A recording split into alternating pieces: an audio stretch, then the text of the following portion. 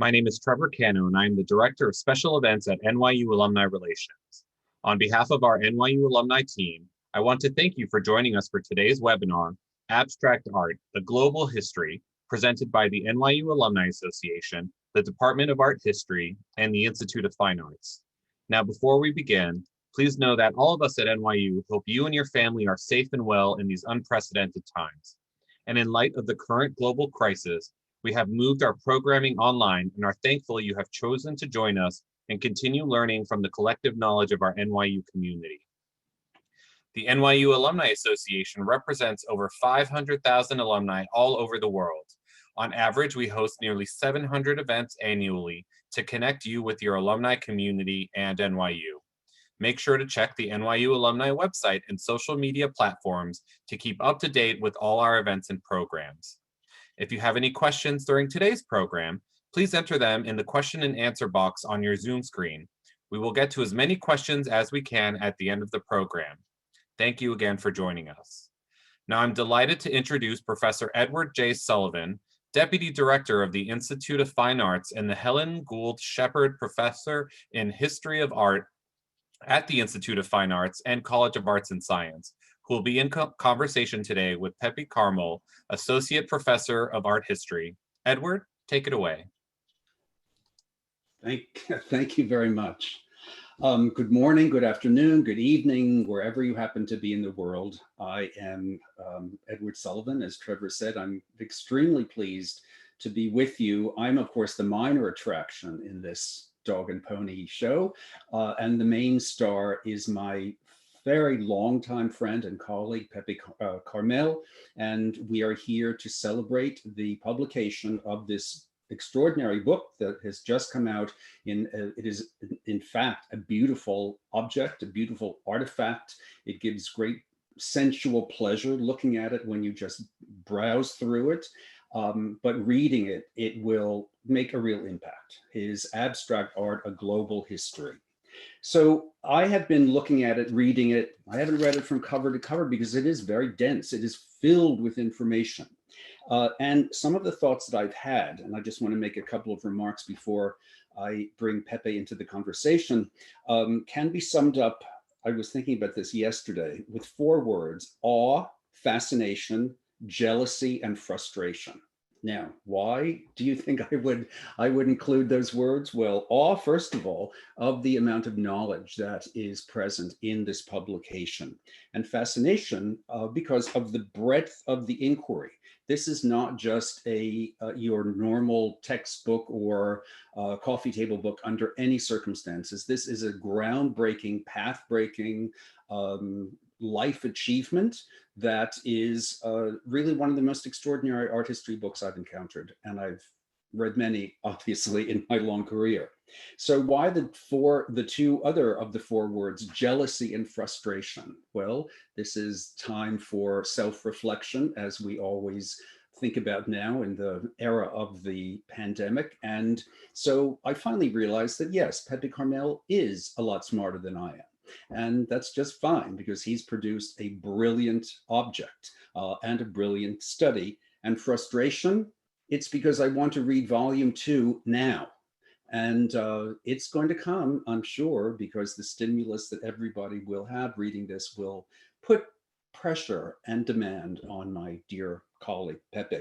So I do want to say just one more thing, that this book, it doesn't include every abstract artist that ever lived in the 20th, 21st century, but it includes so many core figures. And I was also thinking about how it accords with how I have reframed my own ideas and my own, let's say, hierarchy of values about abstraction.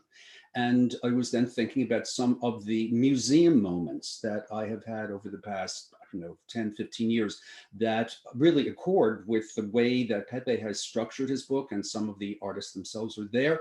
I'm thinking, for example, in the year 2007, there was at our very gray art gallery at NYU in Washington Square, the extraordinary exhibition called Geometry of Hope, which showed Latin American geometric art from the Cisneros collection. And it was a brilliant exhibition and a testimony, of course, to the marvelous staff of the Gray, Lynn Gumbert and Michelle Wong and so many other people. That was one. And then another aha moment, life-changing moment, was the 2018 Hilma af Klint show at the Guggenheim. And here we have a Hilma af Klint in the cover, on the cover of the book, showing us all that Kandinsky was not, after all, the first, the progenitor of abstraction. And then the third, even more recently, was the Whitney Show and Agnes Pelton, Desert Transcendentalist, that opened just before the pandemic and unfortunately was not seen by very many people. It had, prior to being in New York, was at the Phoenix Art Museum. So these are figures who 10, 20 years ago, very few people would have thought of as household names, and now they are becoming so. This is a turning point. This book is going to be a real turning point, in a changing point in the history of art. We're all at moments of crossroads right now in our lives and in our minds and in our politics. And I think this is a perfect moment for this book to have landed with a literal bombshell in our minds, to shake up our torpor in terms of our thinking about abstraction. And Pepe has done a masterful job. So I want to just do one thing and say that there will be, in the chat feature, if I am correct, there will be the information about the book and also about the Department of Art History blog called Lines of Vision. And so you'll be able to read lots and lots of things about the DAH, the Department of Art History, such an extraordinary and amazing group of my colleagues teaching as also at the Institute. Pepe, where are you? Up here, please. Okay, there Right you there. are. And Edward, I'm just melting with embarrassment at your words. So no, talk. We will hear your voice.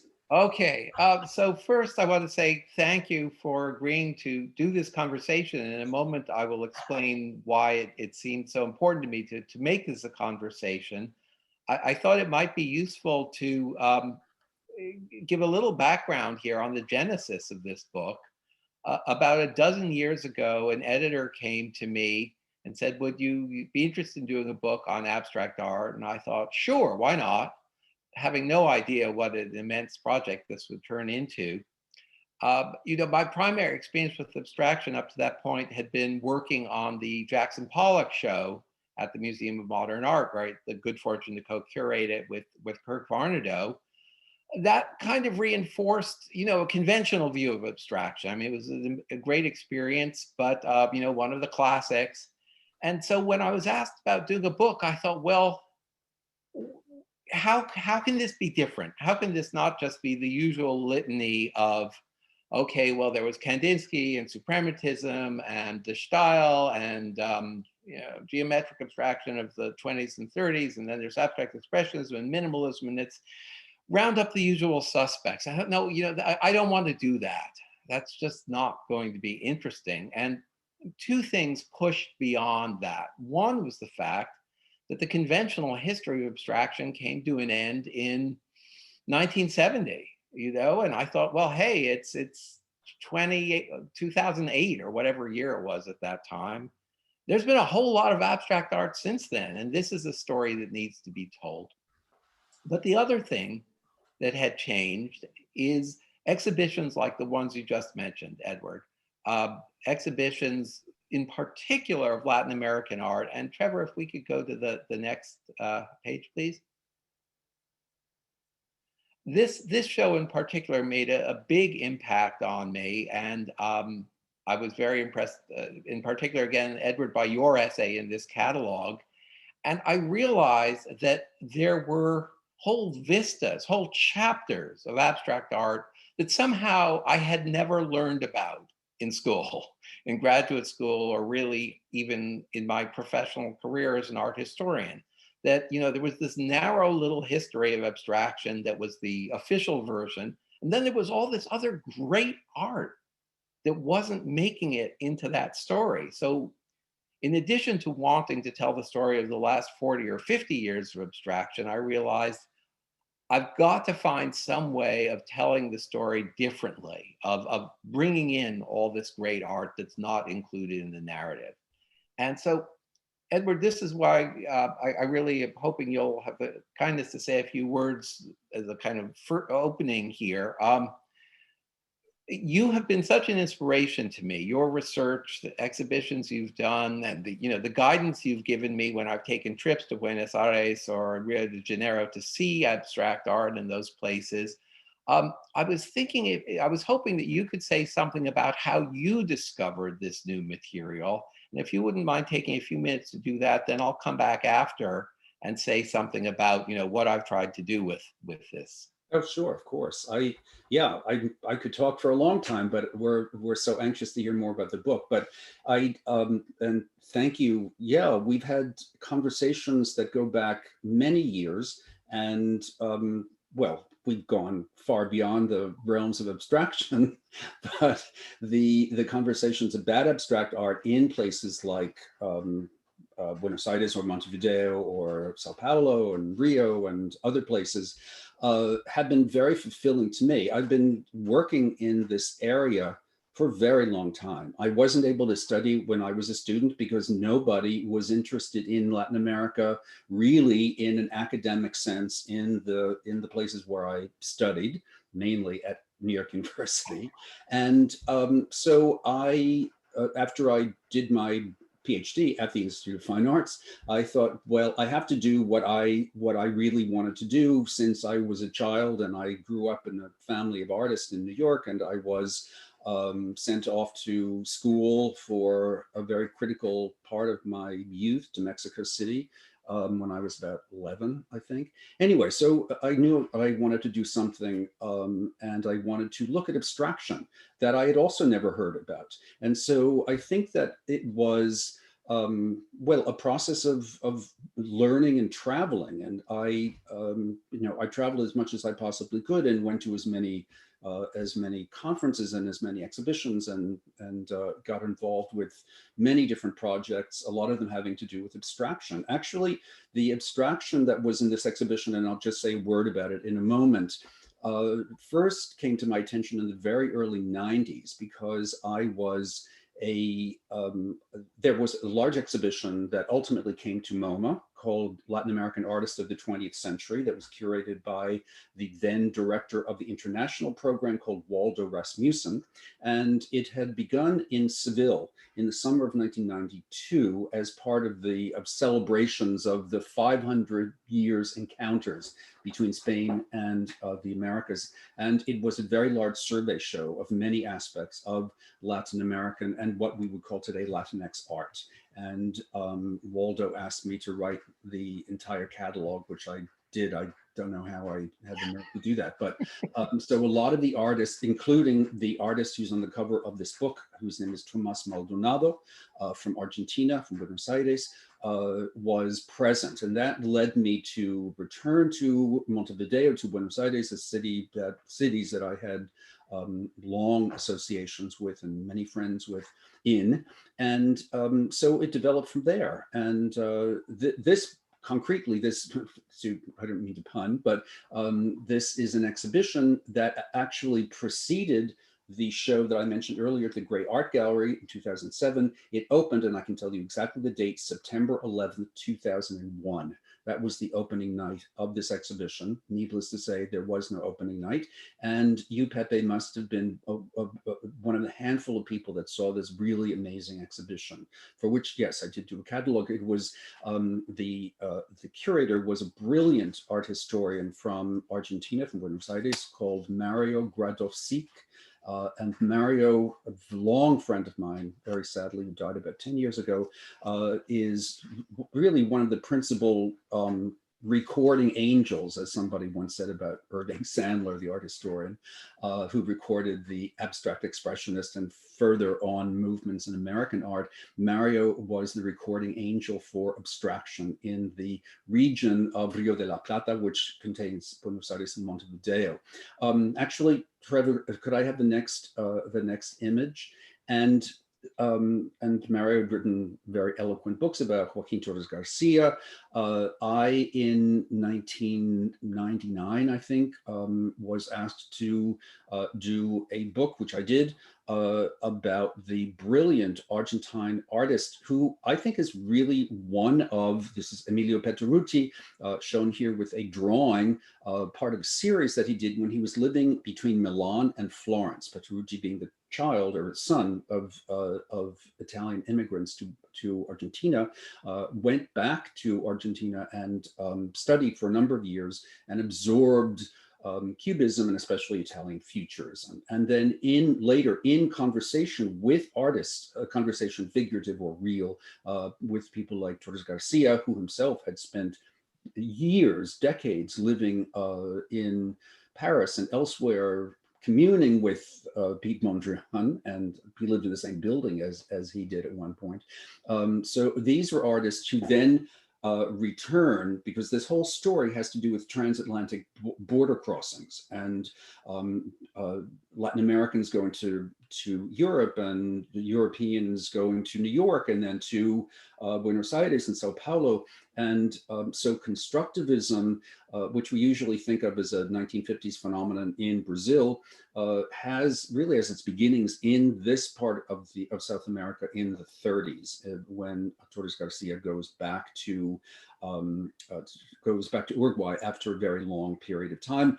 Petrucci becomes a more figurative painter, but he still, between his flirtations with Cubism and Futurism, creates a very, very local, as you could say, or local / global view of abstraction. And I think there are one or two other slides. I'll just very briefly comment on them. Could I have the next one, Trevor, please? And here we see, for example, Torres Garcia, who had such a gigantic impact in not only in the region, but I think throughout Latin America. There's a lot of controversy about how far his reach reached, but he was he really was a foundational figure in the development of non-objective art, if you want to call it that, and three-dimensional art, and his followers, his students, and in some cases people who went against him and tried to purify this notion of abstraction and introduce, as did Juan Millet, the irregular frame. We usually think of irregular frame as in Frank Stella, as in much later than this, but irregular frames are the rule in many circles precisely in Buenos Aires and Montevideo. Trevor, I would like the next one. My very recent work, a lot of it has centered on Brazil. And last year I had the privilege of being curator of an exhibition called Brazilian Modern, the Living Art of Roberto Burle Marx, the great landscape designer, painter, jewelry designer, a man of all trades from Brazil. He died in Rio in 1994. He was active throughout most of the 20th century. And in terms of looking at abstraction, what you do in the book, and I would like to see more in volume 2, which is look at, say, things like landscape and architecture and its insertions into, or the convergences of different forms of abstraction all together in an urban setting, which is exactly what Roberto Burle Marx does here at Garden Design for a square called the Duque Caxias in Rio. It goes perfectly well with the biomorphic forms of, Joan Miro, Yves Tanguy, Jean Arp, and all sorts of other artists that you discuss in the book. So here, landscape and abstraction, architecture and abstraction are integral. I don't know if I have any other images. Oh yes, of course. And Lygia Clark, who was a student of Roberto Burle Marx, she frequented his atelier in the Leme district of Rio in the 40s. Takes some of these ideas of organicity, organic growth in an abstract way into a new dimension for Brazil. Then she, of course, is part of a very important group of artists, including Lygia Pape, Elio Oiticica, who create of the Rio-Sao Paulo axis in the mid-century, one of the two most vibrant lines of abstract communication, let's say. So I want to bring this in. I don't know if I have another. Trevor, do I have one more? Oh, yeah. And then, of course, the Caribbean is a hotbed of the creation, and in many cases on the part of women artists.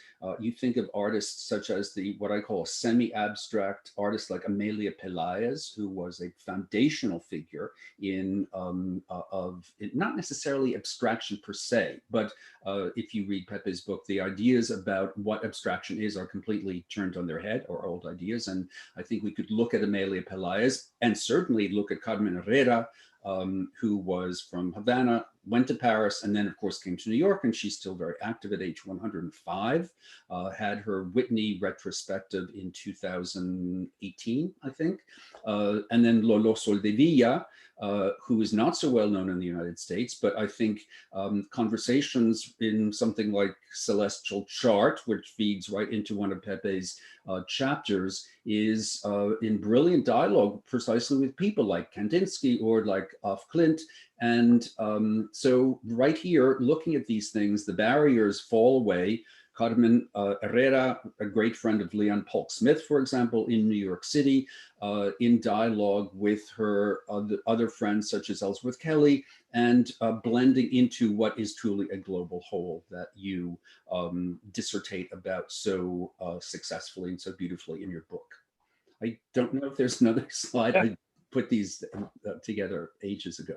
So Pepe, I think I've answered your question with a long-winded disquisition of my Not own. at all. It was, thank you so much. I mean, it's really wonderful to retrace that trajectory. And you know, I think one of the most exciting things one does as an art historian is discover art you didn't know about. And so it's great to relive that with you. Thank you.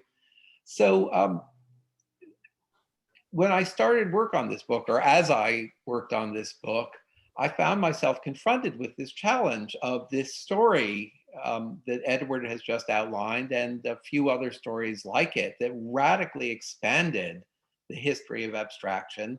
And that posed a real problem. I thought, well, how do I tell these stories as well as the usual one? Do I just add a chapter like, okay, and here's an extra chapter on Latin American abstraction? And that really seemed inadequate because it just broke everything to little pieces, and there's a little bit of this and a little bit of that. And I thought, no, there's got to be some way of pulling this all together, of showing the connections that actually exist among artists working in different places, or even connections among artists working at different times. And part of the working process for this book was really accumulation. I would go through books and catalogs, or go to exhibitions and take photographs. In the books and catalogs, I would have our very long, hardworking and long-suffering staff, you know, make scans. I am not kidding when I say I think I have 10,000 scans of works of abstract art. I mean, it's just like, I need to see more. But then the question was, how could I make sense out of all that stuff? And as I pored over all these images, oh, this kind of looks like that. I wonder if this is related. And I mean, I came to a really kind of dumb conclusion, which was, if two things look like each other, they're probably related somehow. Erwin Panofsky famously said that that was nonsense, but I think he was wrong.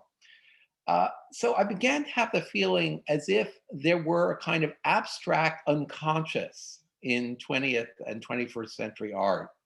As if artists shared, I mean, I know this sounds like Carl Jung, but as if artists shared this pool of pictorial archetypes, and that when artists set out to work to make a painting or a sculpture or whatever it is, they don't really start from nothing or simply from what they did yesterday. They have these archetypes at the backs of their heads, and that this provides a kind of starting point. It's not like it's predefined that they're going to make an image of a kind of abstract planet or sun, as with the Helma af Klint, but that they do have a few basic kinds of images in mind, and then these are shared sources for artists in different places, artists at different times. And I thought, okay, maybe I can organize the book around that idea of these in effect, pictorial archetypes. And then there was a long struggle to figure out, well, which were the key kinds of images? I mean, I had lots of possible categories. I mean, the book started out way more complicated than it ended up being because I thought no one will ever be able to read this or make their way through it. It'll be too complicated and boring. So I ultimately boiled them down to 5 categories, some of which, thank you, Edward, you've already mentioned. So I thought about abstraction related to the human body, which is not just one thing. I mean, there's abstractions related to the classical figure, abstractions that look like embryonic figures, abstractions related to, bodily fluids in the 80s when everybody gets very abject. So there's lots of different things associated with the body. Then I thought about abstractions related to landscape. And in fact, there was a big show on this topic at the Whitney in 1958, Nature and Abstraction. And so there's certain well-duh ideas, like if there's a long horizontal in a picture, it might have something to do with the horizon line. One thing that turned out to be even more important than I'd anticipated was images related to the cosmos, to suns, planets, orbits, and so forth. There's a tremendous amount of imagery, abstract imagery related to that. And perhaps that's something to do with that sense of something larger than ourselves, something inspiring, endless frontier, that kind of Star Trek, to go boldly where no one has gone before feeling, which is ironically, common both to abstraction and to space travel. Then there was, as Edward, you mentioned a moment ago, architecture, and finally a kind of grab bag category of signs and patterns. So calligraphy, typography, fabric patterns, all kinds of man-made things.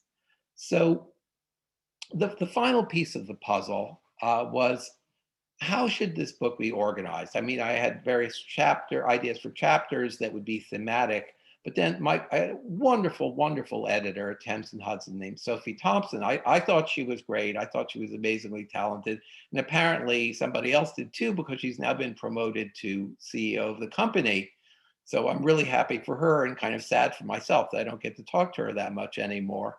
But she had a great idea. Trevor, if we could go to the next slide, which was to make parts of the book, not the whole book, but large sections of it look like sort of like a catalog. So here are 2 paintings by Mary Heilman and Odile Donald Odita, and they're in a subsection of landscapes on waves. And so she said, just make really big reproductions, short text, let people really enjoy the pictures, and make the argument by juxtaposing pairs of pictures, which of course felt like a very natural thing to do because it's what one does when one's installing an exhibition, an experience, Edward, which you and I have both had the good fortune to share. And you think about what painting or what object talks to another object when it's on the wall next to it. So in a way, this book became an attempt to make a kind of exhibition in print on pages. And perhaps, I mean, I didn't plan it this way, God knows, but I am sort of hoping that, under these terrible conditions of the pandemic and our enforced isolation, which seems to be getting worse for the next few months, not better, that maybe this will be like, well, if you can't get to a museum, you can look at the book and enjoy going to an exhibition in its pages. But as a kind of practical example of how this works, I wanted to make a few comparisons, picking up on some of the pictures you showed, Edward. So Trevor, if we could go to the next.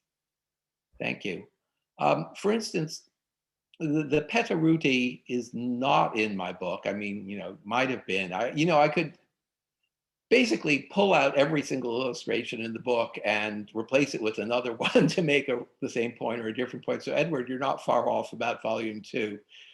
There's enough material for volumes 2, 3, 4, and 5. Yeah. But Petaruti, when we started talking about this image, I thought, oh, it's a kind of vortex. And it turns out there's a whole group of images really going back to Turner's landscapes of gigantic swirling atmospheres, storms, clouds, water, and so forth. And this is one of those pictorial archetypes that keeps coming back. So you see it not only in Petaruti in 1914, but you see it also in, for instance, this painting by Jackson Pollock, which helpfully is called Vortex from 1947 and communicates some of the same feeling, albeit with a very different vocabulary of colors and dripped, gnarly, dripped black lines. And Trevor, if we could go forward again, thank you. And this comes back in a somewhat different form in the work of contemporary artist David Reed, who does these amazing things with what look like brushstrokes. These are actually done, these marks are made with kind of squeegee. He literally pushes the paint around, but he also breaks up his canvases into sections so that they seem to unfold in time. So it's kind of like sitting at your window in the country, watching a storm outside and watching as the storm moves over the landscape, the clouds go by, the rain falls, and then it stops, and then it starts again.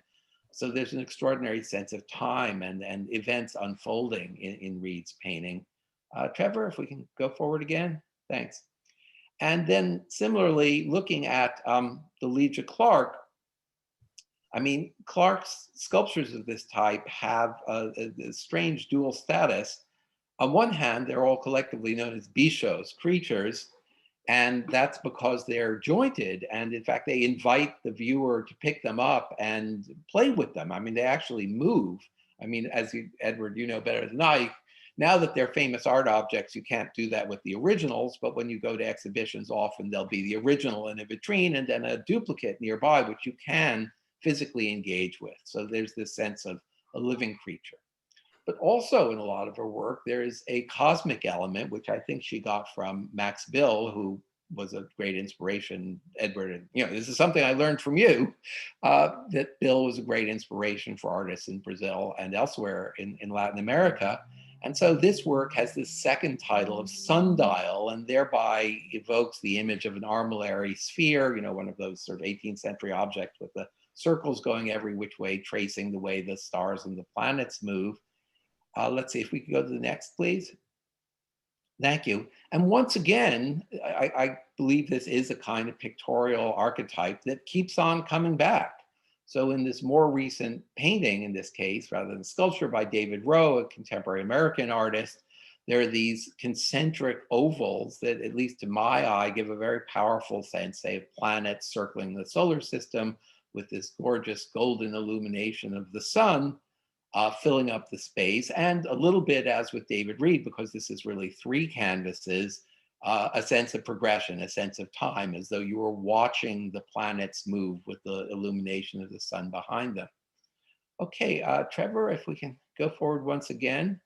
Similarly, looking at the Lolo Soldevilla, you already pointed this out, she seems to recall Kandinsky's kind of cosmic paintings of the 1920s. I mean, when you think of Kandinsky, most typically you think of his very gestural pictures of 1907 to 1917. But as you know, after the Russian Revolution, after the First World War, when he comes into contact with the Bauhaus, he shifts to a crisper, more hard-edged geometric style.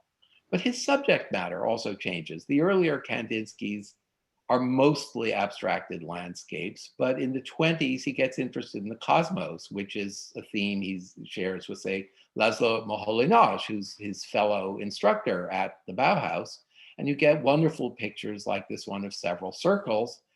And seeing these together makes me more aware of the specific achievement in Soldevilla's picture, that instead of overlapping, she's put all of her circles in the same plane, or so one thinks at first glance, but they're different sizes. Does that mean some are larger and some are smaller? Does it mean that some are closer and some are farther away? There are those tiny little black dots at the lower left. Is that a distant galaxy? Do we have one galaxy in the foreground and another one in the distance? So that obviously the title Celestial Chart makes us think of stars, kind of gives us a clue as to a way to interpret it.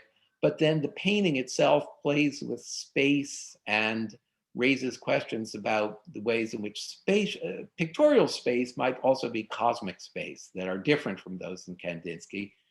Trevor, if we can move forward once again, thank you.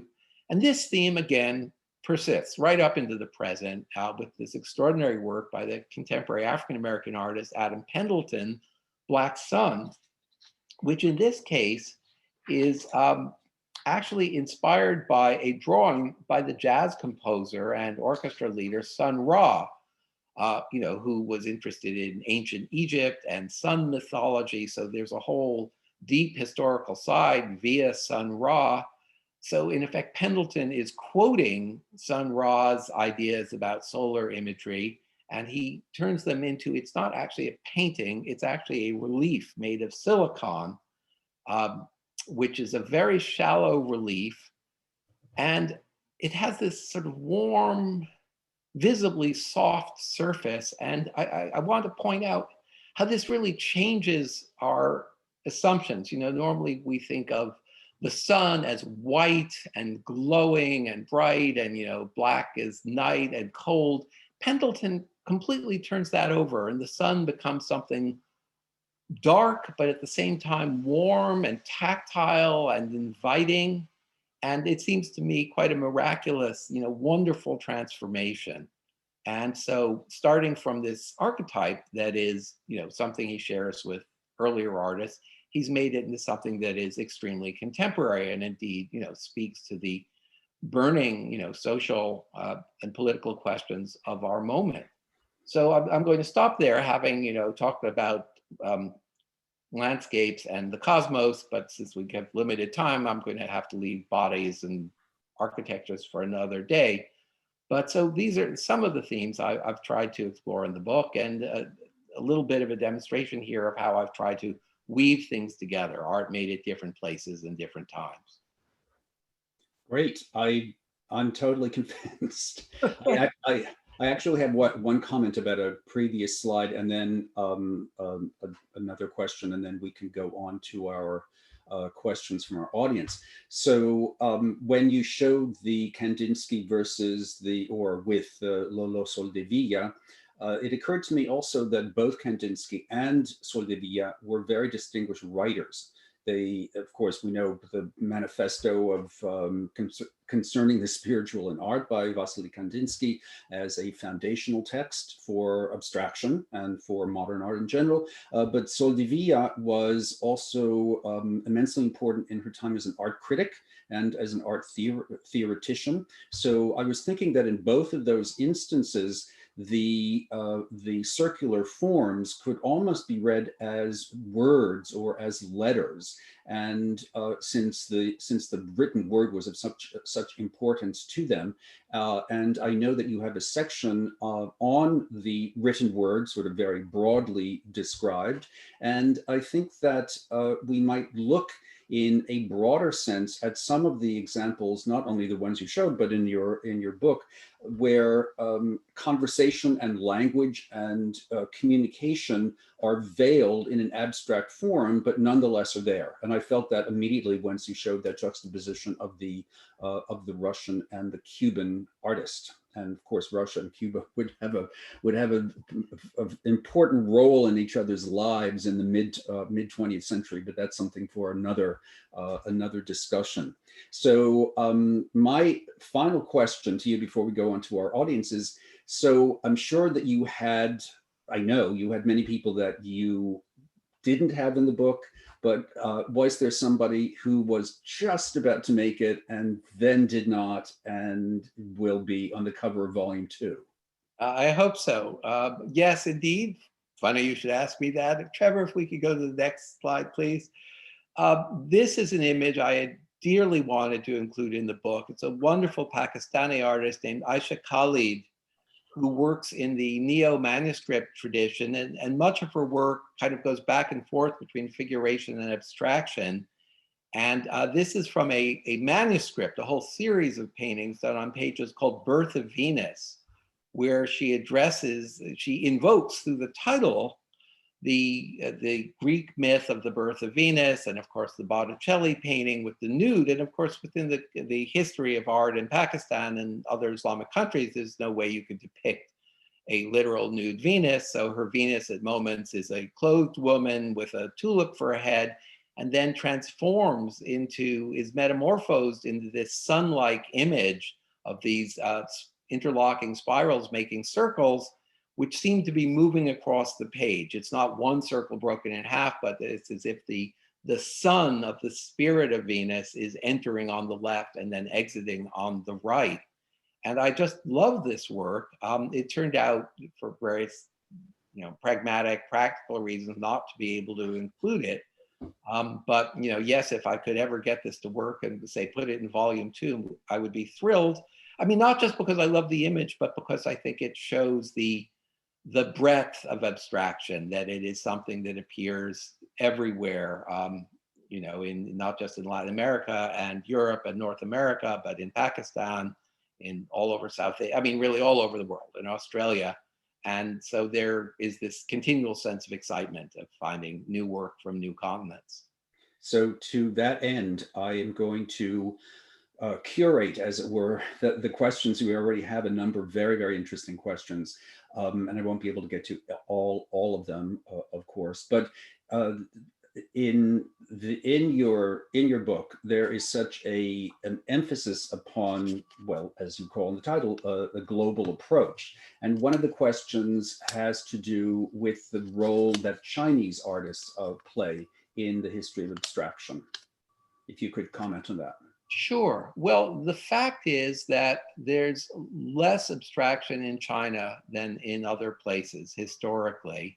I think that to some extent, the role of abstraction as a way of making a highly indirect statement about lived experience is traditionally played in Chinese art by landscape painting. So in some cases, abstraction seems a little redundant. And indeed, there's a significant debate in Chinese art in the 1920s where younger artists saying, oh, cubism, abstraction, there are all these exciting things going on in Europe. We need to do this. And Xu Beihong, who's one of the great masters of realism in China, says, no, we don't. We already did all that stuff, all that, European avant-garde, subjective, quasi-figurative stuff. We did that 1,000 years ago. We don't need to do it now.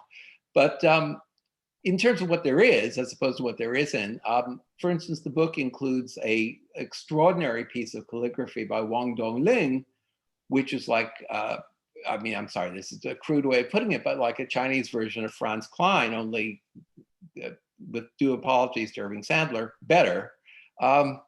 It's just, that fits into the calligraphy part of the book. Then there are artists like Chu Jie, who, makes things, uses characters in rows, and then they disappear. They kind of melt away into blackness as the rows are superimposed. So really, in the last, 40 years, as Chinese art has really blossomed, and become an essential part of contemporary art, there have emerged a series of abstract artists in China who are doing really exciting work, but it's a more recent development for the most part. Interesting. So each of these questions could be the subject of an entire program in itself. So one of them that particularly intrigues me is, I'm hoping that you could speak, this is me reading the question, I'm hoping that you could speak about how you navigated social and political histories in the process of bringing together artworks from such different regions. That is a really good question, which is much on my mind as I'm thinking about my next book, which will be on global contemporary art. The one part of the price tag for avoiding a conventional narrative history, with movements, is that it made it harder to get social and political history into this book. That if you talk about a movement, it's just natural to stop and say, well, what's happening in that country? What's happening in Brazil in the 1940s and 50s and 60s while this great art is being made? So it's easy, not easy, it's never easy, but there's a sort of natural flow to bringing in that kind of history along with the purely artistic history. By cutting across times and places, as this book does, it makes it harder. So what I did, because I cared deeply about those questions, is in effect, I tried to cram it into the entry for each individual painting. Every painting that gets or sculpture that gets a page of its own has a 250 word text block.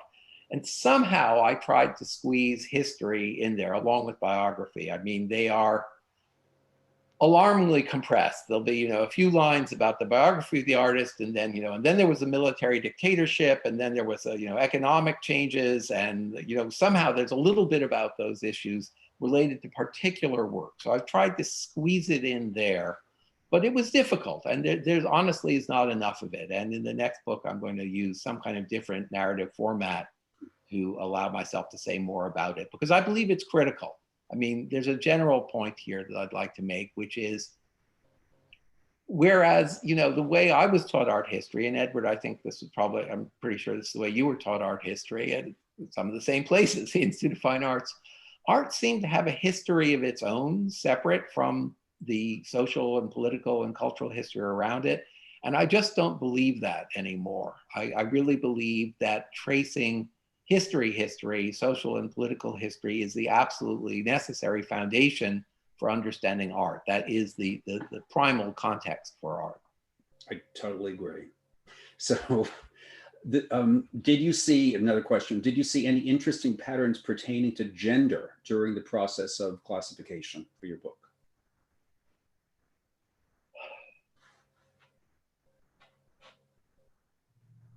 That's a really good question. I mean, I suppose the simple answer is no. It's very hard to think about that question without thinking about art of the 1970s, in which, you know, there was in the United States, there was a kind of art, you know, you might say with Linda Benglis or Hannah Wilke, and there was a movement that posited that fluid forms, the kind of deliberate formlessness was more characteristic of women artists, that, you know, hard geometric forms were characteristic of men, you know, phallic, rigid, you know, all those cliches, and that women were drawn to or naturally express themselves through different kinds of forms. I don't really believe that. I think you could pile up so many counterexamples. You know, if you look at Miriam Shapiro's work, you know, she's in the book in terms of her fabric-based work from the 70s, but if you go back to her paintings of the 1960s, they're hard and geometric and, you know, just as tough and masculine in some cliched way as anybody else's paintings from the late 1960s. I mean, you know, maybe if I went through the book with that question in mind, or someone else wants to go through it in mind, they could say, look, there is this consistent pattern, but I personally don't see it. I feel that women artists, like men artists, have an entire universe of forms available to them, and they use all of them. And then, of course, there's the question of queer artists, and yes, that too is a central issue, but one that is so contentious. How does one read sexuality in works of art? I mean, I could answer yes, no, and 1,000 different levels in between. So anyway, sorry, just one more thought on that question, because I mean, what you just said, you know, adds another dimension to it.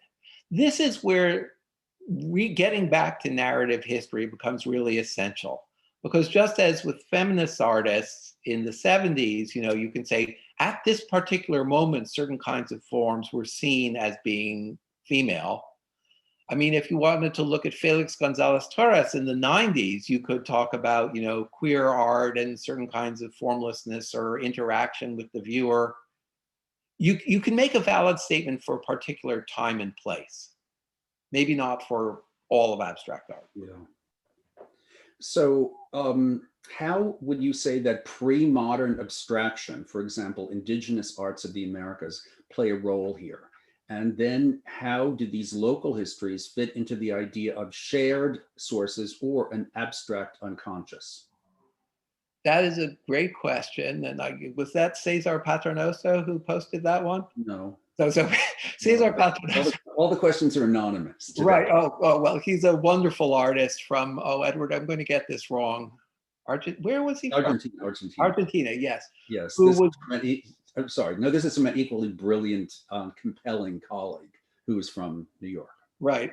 Anyway, Cesar Paternoster, so yes. Paternoster wrote a whole book about this, which is great, about the influence of Incan textiles on abstraction, which he thought he perceived.